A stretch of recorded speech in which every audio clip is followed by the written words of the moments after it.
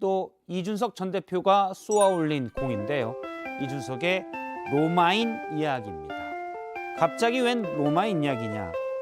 오늘은 아니죠. 최근에 이준석 대표가 한 방송에서 윤석열 대통령과 본인의 관계를 로마인에 빗대서 얘기를 했습니다.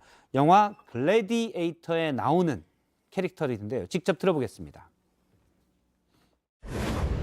영화 글래디에이터에 가보면은 나중에 자기를 완전히 노예로 만들었던, 그러니까 원래 장군 출신인데 노예 검투사로 만들었던 황제에게 이제 복수하기 위해 가지고 검투로 다시 이제 밑바닥부터 올라가는 건데, 결국에는 나중에 대중의 인기를 받고 거기서 황제랑 겨루게 되죠.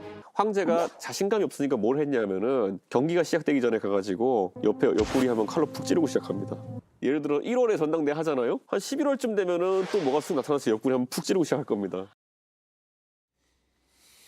예, 지금 영화 글래디에이터 이게 좀 오래전에 개봉된 영화에서 저희도 이제 저희 팀의 젊은 친구들 보니까 잘 모르고 하더라고요.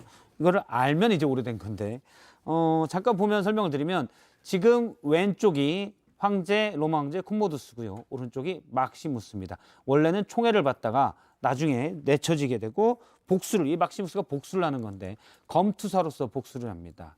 러셀 크루가 막시무스 역할을 했었는데요. 황제가 둘이 붙게 되는데 미리 몰래 옆구리에 칼을 한번 찌르는 장면도 있죠. 쉽게 이기기 위해서. 옆구리 아닌가요? 뒤에 여기 이쪽에 날개쪽 쪽인가요? 쪽을 딱 찔렀습니다. 아, 죄송합니다. 저는 옆쪽은 다 옆구리인 줄 알고 죄송합니다. 아무튼 뒤쪽입니다. 뒤쪽에 예, 단도로 찌르는 장면도 있습니다. 자, 지금 바로 저 장면입니다. 아유, 잔인한데 어쨌든 저렇게 찔러서 힘을 못 쓰게 해놓고 혈투를 벌이는 거죠. 근데 이준석 전 대표가 비유한 걸 보면 지금 이 황제 막시무스를 윤석열 대통령이 비유한 것으로 보이고요. 코모두스요. 예. 황제 콤모두스를 윤석열 대통령이 비유한 것으로 보이고요. 자신은 이제 막시무스, 검투사, 결국은 황제를 이기게 되는 비유합니다. 어떻게 생각합니까? 이준석 대표가 그 정치평론 하는 분들이 좀 아이템이 없을까봐 계속 매일 저런 아이템을 제공해 주는 것 같은데요. 이게 비극으로 끝나는 영화거든요. 황제도 죽고 검투사도 죽습니다. 이거는 거의 막장 드라마 같은 형식인데 이런 비유를 한 것이 과연 적절한 것이냐, 선을 넘은 것이 아니냐, 그렇게 바라보는 사람들도 많이 있을 수 있을 것 같다라는 좀 생각이 들어가지고요. 저는 언급을 안 하겠습니다. 여기 보면 이제 사실은 지금까지 이준석 전 대표가 윤석열 대통령을 최근에는 이른바 직접 비판하는 적도 몇 번 있었는데 이 글래디에이터의 두 주인공을 가져왔을 때는 본인과 윤석열 대통령이 직접 대결하는 구도거든요. 이건 또 의미가 약간 다른 것 같아요. 이제 공격을 넘어서 1대1 싸움으로 비유를 한 거예요. 이게 이제 가처분 신청을 낸 것을 기점으로 부쩍 윤석열 대통령을 직접 직격하는 이제 그런 메시지를 계속 내고 있어요. 당에서 뭐 추가 징계 얘기까지 지금 나오고 있는 상황 아니겠습니까?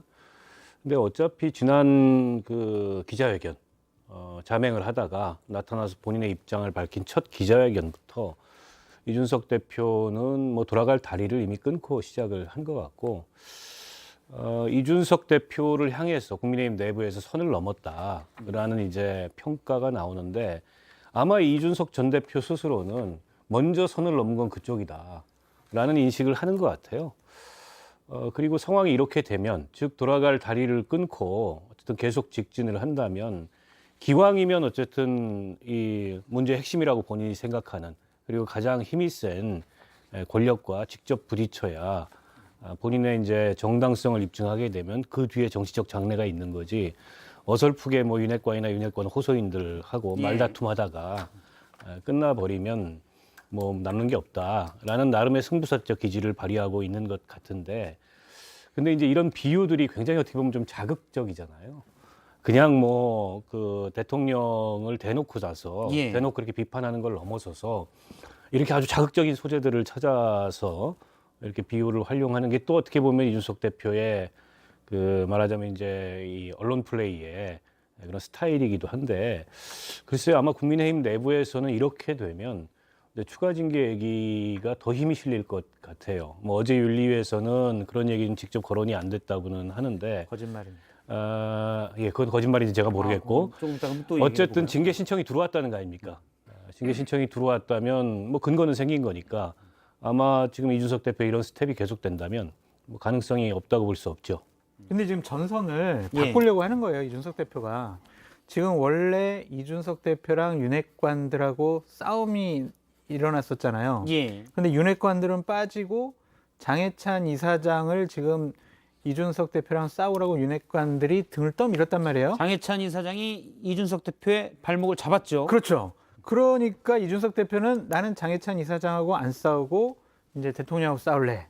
이런 식으로 지금 프레임을 바꾸는 거다.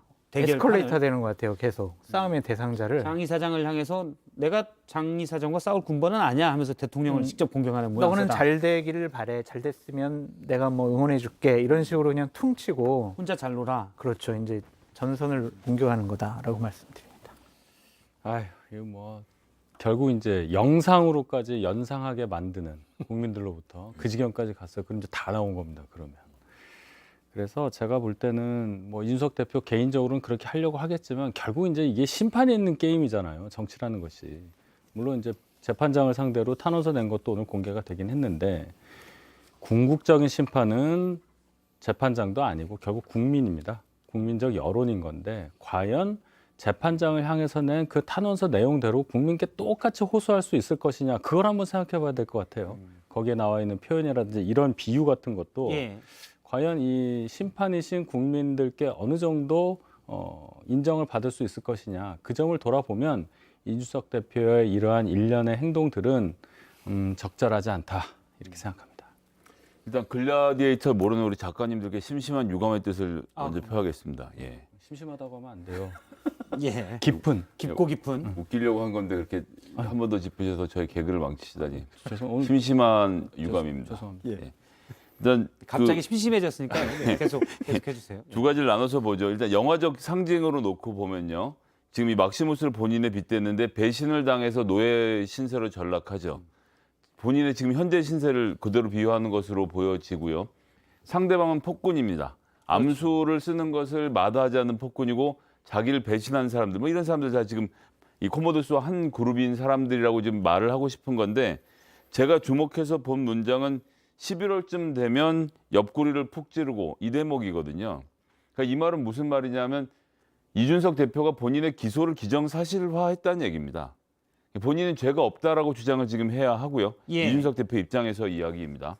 그리고 실제로 죄가 있는지 없는지 저는 알 수는 없습니다만 갑자기 지금 11월에 옆구리 한번 푹 찌른다는 얘기를 본인이 꺼냄으로써 기소가 된다는 사실을 본인이 지금 인지하고 있고 그리고 그 기소가 정치적인 행위이고 기소가 암수이다라는 지금 표현을 쓰고 싶은 것이거든요. 근데 이렇게 영화적 비유를 할 문제가 아니고요. 기소를 필사적으로 안 당하는 게 본인의 책임입니다. 지금 우리가 이 무슨 이 앞에 있는 문제 비대위 구성 관련돼서 뭐 가처분 신청을 받느냐 안 받느냐의 논쟁을 우리가 자꾸 쏠려 있는데 사실 핵심은 이 징계가 이루어지게 된 근본 원인 이준석 대표가 실제로 그런 성상납을 받고 이 일을 도모했는지 그리고 그것을 무마하려고 증언을 위증을 뭐 이렇게 했는지 이 관계들을 살펴봐야 되는데 그것이 코모도스 장관의 암수인 것처럼 말하는 것은 저로서는 잘 납득이 안 되고 예. 이 문제에 대해서만큼 본인이 확실하게 해명을 좀 해줘야 될 것 같습니다. 이준석 대표가 이거 어떻게 보면 하나의 문화적 텍스트를 주고 우리가 하나하나 그 상징들을 해석하게 만드는데 앞서 그래픽 나왔던 걸 잠시 한번 다시 띄워주시겠습니까? 지금 김성애 소장이 분석을 내줬는데 김성애 소장의 이준석 텍스트 분석에 따르면 내년 1월에 전당대회 하는데 11월쯤 되면 뭐가 쑥 나타나서 옆구리 한번 푹 찌르고 시작할 겁니다. 이게 이제 기소라는 말씀이신 거죠? 예, 명징하게 직조된 문장이죠. 예, 기소다. 11월쯤 기소가 될 거다 본인이. 그런데 찌르는 주체는 누구냐? 황제, 윤 대통령일 것이다. 라는 텍스트 분석인 거죠. 네. 예, 그렇군요. 앞에도 보면 그런 문장들이 또 있습니다. 황제에게 복수하기 위해 검투로 올라가는데 나중에 대중의 인기를 얻게 되고 그러니까 본인이 인기를 얻게 되고 복수하게 올라간다. 이런 상징도 사실은 그런 부분이 있고요. 근데 크게 보면 글래디에이터 비유가 두 가지 전제를 깔고 있어요. 앞서도 잠깐 얘기했지만 이 황제 코모두스는 제가 나무위키 찾아보니까 161년에 출생된 실존 인물입니다. 폭군으로 로마의 폭군으로 유명했기 때문에 사실은 윤석열 대통령을 향해서 폭군이다라고 비유를 하는 거고 또 검투를 좋아했고 실존 인물입니다. 검투사로 본인이 뛰기도 했던 로마 황제입니다. 검사와 연관시키는 것으로 이건 해석이 돼요. 이런 것까지 이준석 대표가 다 염두에 뒀는지 모르겠지만 자연스럽게 깔고 가는 그런 게 아닌가라는 생각이 좀 듭니다. 더한 거는 막시무스도 실존 인물인데 황제예요. 나중에 황제가 돼요. 막시무스가요. 예, 5년 동안 황제를 합니다. 같은 시기인가요? 제가 찾아보니까 아니, 시기가 같은 좀 시기는 다른, 아닌 걸로 다른 알고 시기죠. 있는데, 예, 그러니까 막시무스 영화적 영화적 상상력, 뭐 동명이인으로 할 수도 있고 뭐 예. 그렇긴 한데 비유가 참 처절하죠. 또 비유를 하라고 이렇게 분석을 하라고 내줘서 이준석 대표가 내줘서 우리가 또 연습 문제 분석을 하다 줬죠, 보니 우리한테. 우리한테 연습 문제를 주고 뭐 그런 행간이나 여기에 이제 어떤 의도가 담겨 있을 것까지 우리가 얘기할 필요는 없을 것 같고. 그래요? 예. 그건 뭐 본인이 어떤 생각이 있는지 모르죠, 그거는. 근데 이제 어쨌든 직관적으로도 윤석열 대통령과 직접 본인 어쨌든 구도를 만들겠다. 이 생각이 뚜렷한 거고 처음이 아니잖아요. 그 이전에도 그랬고 지금 이제 신군부, 특히 이제 신군부 얘기는 지난 토요일 기자회견에서 그 첫 기자회견에서도 했었는데 그때만 해도 이제 윤핵관을 상징하는 것으로 보였으나 이번 탄원서에는 이제 절대자라는 게 붙었어요.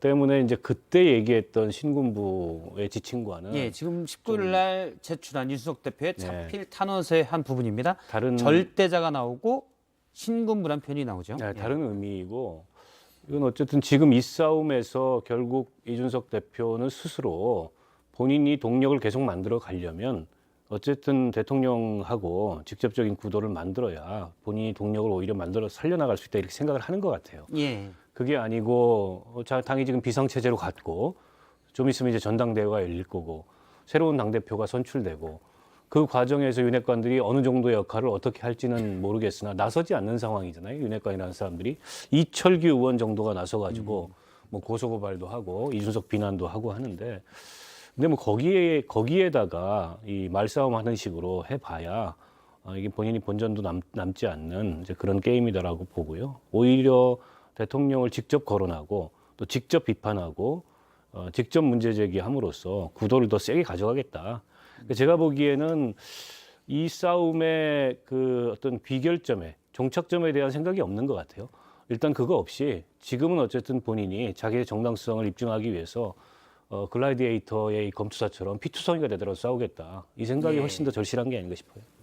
일단 근데 생각해 보면 앞서 이제 장성철 소장님도 이건 좀 너무 나간 것 같다라고 얘기했는데 본인이 여당 대표일 때 선거전에서 적극적으로 윤석열 당시 후보를 홍보했고 물론 얼마 전에 양두국이라는 표현으로 본인이 속았다라는 것도 얘기는 했지만 근데 지금 이제 사실은 검투사를 보면서 글래디에이터에서 나온 장면으로는 폭군이다라는 부분이고요. 앞서 이제 신군부란 얘기도 나오고 절대자는 표현도 나옵니다. 그러면 사실은 이준석 대표가 여당 대표일 때 밀었던 건 다 허위 아니냐 이런 지적도 나올 수가 있을 것 같아요. 속았다라는 표현을 썼으니까 예. 그 부분에 대해서 본인도 잘 몰랐다라고 우리가 인정을 해줘야 될 것 같고요. 우리가 저 자필편지에서 중심되게 봐야 될 것은 신군부라는 표현보다는 예. 경찰 수사 무마, 윤리위 징계 무마, 특사 파견 이런 점들에 대해서 우리가 조금 더 많은 논의가 필요하다라는 좀 저희가 생각이 그래서 들어요. 딱 준비를 그 부분도 했습니다. 지금 그러셨습니까? 화면에 딱 떴는데 네. 미리 준비한 화면만 화면에 뜨게 돼 있습니다. 아 그렇습니까? 예, 다 준비를 하죠. 그러니까 절대자와 가까운 사람부터 12월까지 물러나면 이 대표가 물러나면 윤리위 징계와 경찰 수사를 잘 정리할 것이다. 그리고 해외로 여기저기 특사로 나갈 수 있다라는 제안을 받았다라고 얘기하는 게 지금 이준석 전 대표가 주장한 건데요. 만약 그렇게 정리했다면 경찰 수사를 정권의 핵심 실세들이 좌지우지할 수 있다는 해석도 가능하잖아요. 그러니까 절대자와 가까운 분에 대해서는 지난주에 와서 제가 밝히지 않았습니까? 누군지에 대해서. 그러니까 그 분이 우리 썰전에 나와서 본인 얘기를 좀 해명을 해야 되지 않을까 좀 생각이 들어요. 과연 윤리위 수사라든지 경찰 수사를 무마할 수 있는 위치에 있는 사람인지 아니면 그러한 영향력을 끼칠 수 있다라고 윤핵관들은 생각한 것인지 정말 이준석 대표가 물러나면은 저러한 제의를 실현시킬 수 있는 방법과 수단과 능력이 있었던 것인지 그런 것들에 대해서 확인해 볼 필요가 있다라고 말씀드리고 싶고요. 국회의원들이잖아요. 국회의원들이 경찰 수사에 대해서 영향력을 끼칠 수 있는 나라, 이것은 결코 옳지 못하다. 이것은 대통령이 말씀하신 공정과 상식적인 나라는 아니다. 이 부분은 가볍게 넘어갈 부분이 아니다라고 말씀드립니다. 저는 뭐 영향을 미칠 수 있느냐를 따지기 전에 지금 이 정부가 하고 있는 유일한 일이 경찰 수사권 장악하고 검찰의 수사권 복원밖에 없는데 그 분야에서만큼은 실제로 영향력을 발휘하고 있다고 보는 게 맞지 않겠습니까? 행안부 장관이 경찰청장 후보자들에게 자 경찰국 신설에 찬성하시는가를 물어보고 거기에 네라는 답변을 다 받아냈다라는 이야기를 공개적으로 하고 나중에 말을 뒤집었습니다만 연합뉴스와 인터뷰에서 2차례에 걸쳐서 중요 사건에 대해서는 수사 지휘를 하겠다라는 것도 이미 공언했고 그리고 안양 동안서장으로 멀쩡히 1월에 부임했던 사람 보통 1년의 임기를 지키는데 8개월 만에 갑자기 또 이 공공범죄수사대장으로 갑자기 불러들여서 이준석 사건을 맡기는 것을 이 경찰청장이 취임하자마자 첫 일성으로 했던 여러 가지 과정들을 보면 이준석 대표가 지금 하고 있는 걱정들은 상당히 현실성이 있어 보인다. 그리고 이런 제안을 누가 했는지를 아까 말씀하신 분이 비서실장 말씀하시는 것 같은데 글쎄요. 그 안에서 논의를 안 하고 본인이 와서 이런 식으로 얼렁뚱땅 제안하고 대충 넘어갈 수 있는 성질의 문제였겠냐. 그렇게 놓고 보면 아 이준석 대표가 상황이 이 정도 되니까 본안 소송에 가서 이런저런 문제를 다퉈보려고 하는구나. 이 사람들 전부 다 고발하거나 끌어들여서 재판을 끌고 가려고 하는구나라는 것은 이해하게 됐습니다. 근데 김성현 소장님 자꾸 행안부 장관 얘기를 하시는데 행안부 장관이 경찰 수사에 개별적으로 개입할 수가 있어요? 지휘할 수가 있어요? 그러니까 안 되는데 보통 안 되잖아요. 지휘하겠다고 하니까 하는 에이, 얘기죠. 그 실수라고 본인이 잘못 얘기했다고 실수라고요? 했잖아요. 잘못 얘기했다고 행안부 했잖아요. 장관이 판사 출신인데 법을 몰라서 경찰 수사에 실수로 개입할 수 있다라고 실수로 인터뷰를 2차례 똑같은 말씀하신 것으로 이해하겠습니다. 행안부 관련된 법안에 대해서는 잘 몰랐나 보죠. 그러니까 본인이 그거는 실수라고 얘기를 했고 아니라고 했으니까 어떤 부분에 수사가 필요하고 특히 이제 지난 정부의 어떤 부분에 수사가 미진했다라고 얘기한 부분에 대해서 나중에 실수라고 정정한 바가 있습니다. 이상민 장관이. 예. 그러니까 이 상황이 참 뭐 어떻게 말을 길게 하면 할수록 저희한테 좋을 게 하나도 없어요. 길게 해주세요. 12월까지 물러나면 윤리위증과 결정 수사가 잘 정리된다라는 제안을 받았다고 지금 이제 대통령이 저희라는 주장했는데 정체성을 여당의 당입니다, 전객으로 당. 아니라 당. 썰전 라이브의 패널로서 생각하셔야죠. 이게 무슨 얘기예요? 길게 하시라고. 하여튼 이게 저 여러 질문을 받는데 도대체 어디서부터 막아야 될지 제가 그 어제 썰전 나와서 한 얘기가 정답이에요. 4월 이전으로 돌아가고 싶어요. 아니, 이걸 근데 어떻게 막을 방법이 없어요. 이렇게 이제 곤혹스러운 그러니까 상식적인 생각을 가진 사람이면 상식적인 생각을 가진 여당의 구성원이라면 혹은 여당의 지지자라면 이렇게 곤혹스러운 상황을 도대체 윤핵관이라는 사람들은 뭘 믿고 이렇게까지 만들었는지 급기야는 이준석 대표를 찾아와서 조용히 물러나면 이런 거 안 하고 다 지워주겠다라는 얘기를 했다는 말이 돌 정도로 글쎄요 일을 참 해도 참 너무 허술하게 한다라는 생각이 첫 번째로 들고 도대체 이분들은 뭘 목적으로 이 권력을 잡고 뭘 목적으로 당권을 잡고자 하는지도 사실 좀 의심스러워요. 과연 이 윤핵관이라고 하는 분들이 윤석열 정부 5년 집권 기간을 통해서 또 여당 그걸 뒷받침하기 위한 여당의 역할로서 어떤 것을 상정하고 있길래 제가 보기에는 그냥 공천권 갖고서 본인들의 권력을 혹은 권한을 최대한 행사해서 소위 말하는 우리 편인 사람들 좋은 자리 주고 또 공천 주고 이거밖에는 목표가 없는 것 같아요. 근데 정권의 목표라는 게 혹은 지금 이른바 이제 대통령과 가장 가까운 최측근이라는 사람들의 정치적 목표라는 게 그런 거라면 너무 불행한 거죠. 그런 게 아니라면 우리는 이런 비전을 갖고 있다. 우리는 이런 미래를 그리고 있다. 뭐 이준석 대표가 지난번에 본인이 생각하는 보수 정치의 이른바 이제 철학과 노선과 비전에 대해서 그게 얼마나 체계화되고 정리되고 내면화된 것인 걸 떠나서 밝혔잖아요. 전 윤핵관이라는 분들도 그런 걸 좀 밝혔으면 좋겠어요. 근데 그런 거 없이 그냥 이준석 찍어내고 우리 사람들로 채워서 우리가 공천권 가지고 우리 권력을 극대화시키겠다라는 게 그분들의 유일한 노선이자 목표라면 너무 예. 실망스럽죠. 지금 앞서 이제 장성철 소장님이 언급한 부분 다시 한번 그 이준석 대표의 자필 탄원서에 논란이 될 수 있는 부분을 다시 보면요. 제가 추측건넨 이건 어디서 민주당에서 고발을 또 가능한 겁니다. 그러니까 사실 정치권의 앞서 그 부분입니다. 경찰 수사도 잘 정리되도록 해주겠다라고 라는 제안을 받았다고 이준석 대표가 주장한 건데요. 정치권에서는 사실 저런 부분이 소문으로 좀 있었는데 본인이 당사자가 내가 실제 들었어라고 얘기한 거기 때문에 실제 그 말을 한 사람은 논란이 될 수도 있거든요. 이건 분명히 난장판이 되는 거죠. 예, 저러면 이제 딱 누가 와서 얘기했어. 그렇죠. 그거부터 이제 물어볼 거 아니에요. 그럼 이제 누구라고 지칭되는 사람들한테 기자분들이 집중 취재를 할 거 아니에요?